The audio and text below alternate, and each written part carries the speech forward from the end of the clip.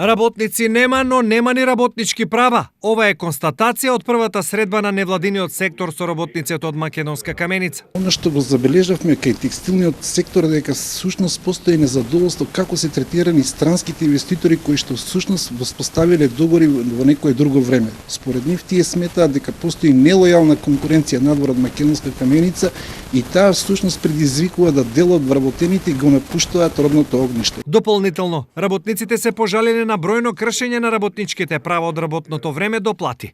Поради ова, намерата на невладиниот сектор е да се иницира поголем ангажман на трудовата инспекција во откривање и санкционирање на сите случаи на кршење на правата на работниците. Наша цел е всушност да го мобилизираме повеќе трудовиот инспекторат да биде на терен и да работи на доследна имплементација на Законот за работни односи и почитување на работничките права како во текстилниот сектор, така и во рударството и континуирано да се остварува правото на здраве на сите вработени.